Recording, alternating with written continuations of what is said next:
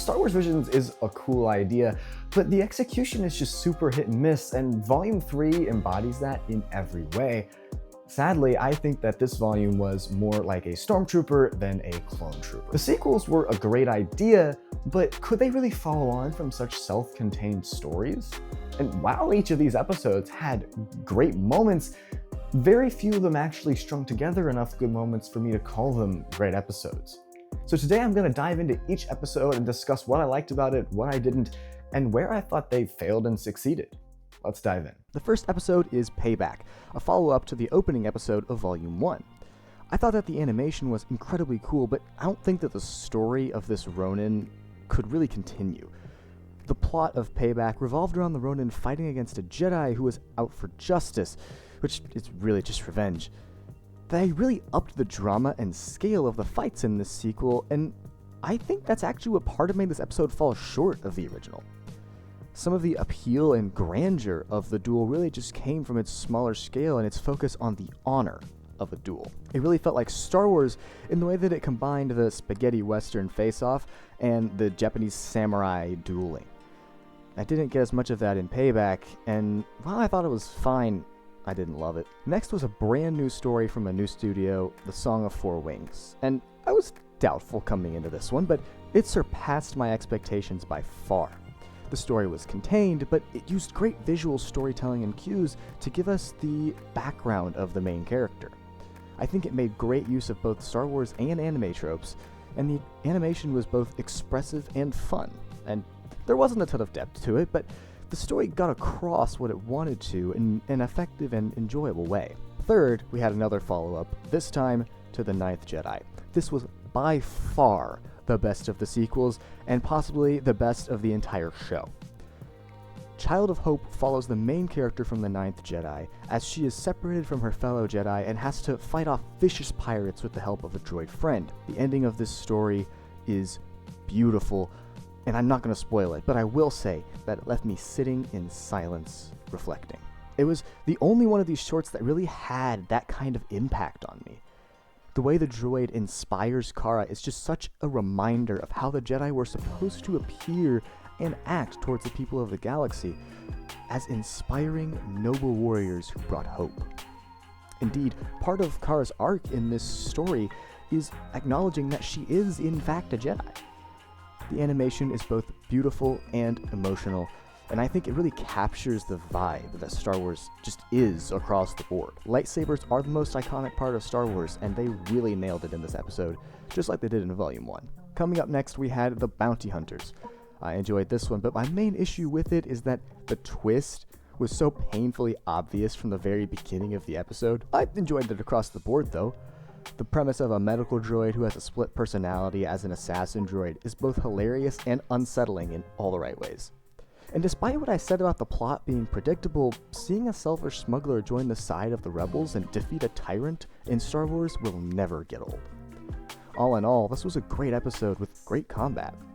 That can't be said for all of them, but the gunplay droids and quintessentially anime and Star Wars mechs really sold me on the episode and left me satisfied with it. Next up, we have Yuko's Treasure, which I'm not going to spend a lot of time talking about it because it just felt like a waste of time to me. I've got to be honest with y'all, I just didn't enjoy this episode. I was bored pretty much the whole time, and I'm not saying it was bad.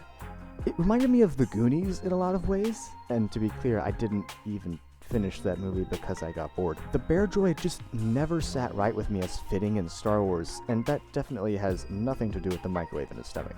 I found both main human characters annoying and uninteresting, just didn't enjoy the episode.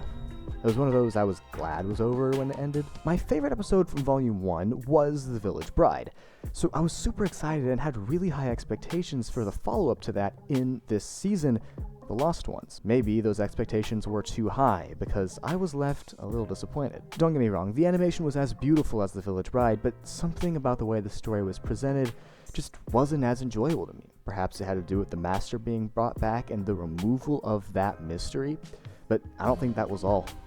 Part of what makes The Village Bride so cool as an idea in Star Wars is that it shows that a culture that is aware of the Force and lives in harmony with it, but just calls it by another name, Magina. That aspect didn't show up at all in this sequel. I enjoyed watching the last ones, but it just didn't live up to my hopes and expectations, which again, just may have been my fault. The Smuggler was a brilliant episode.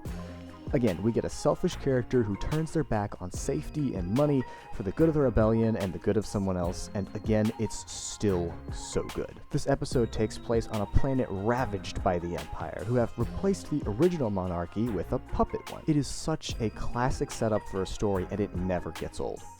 It's also a well-used Star Wars trope, and it just works so well. The arc the main character undergoes is legendary from a Star Wars perspective, and the execution is impeccable. That's not even to mention the animation and action sequences, which are both incredibly well done. And before I finish talking about this episode, I just have to mention the robotic hand hiding the lightsaber, which is genius, and I love it. We can move on now. The Bird of Paradise was an interesting one. In general, I liked the animation, but certain characters like the Sith at the beginning just didn't work for me. The premise of a newly blind Jedi learning to use the Force to see is amazing, and the execution was pretty good, but for some reason it just couldn't hold my attention, and maybe that's my fault. Every frame of this episode was gorgeous, but I found myself just looking at my phone for many parts of it, and maybe the pacing was too slow, or maybe my attention span's just been killed by YouTube Shorts, I don't know. Either way, I would recommend Star Wars fans watch this episode and form your own opinion, because it might land better for you than it did for me. Lastly, we had Black, and this episode was weird. And when I say weird, I mean weird. Weird. This thing was weird. The entire episode is a dramatic and confusing collage of parts of a stormtrooper's life as he almost dies after a battle. There are two main reasons I don't recommend Black. The first is that the story, or lack of, is too confusing. In fact, I couldn't even have given you that summary if I hadn't read something similar on the Disney Plus page. The episode starts out too unclear and confusing, and it leaves you wondering what the heck is going on and why you should care. The second reason I don't recommend this episode is that the music just doesn't work. It doesn't match. As this dying, traumatized man is stumbling through a post-battle wasteland, we get this seemingly random mix of Star Wars-y jazz and other various kinds of music.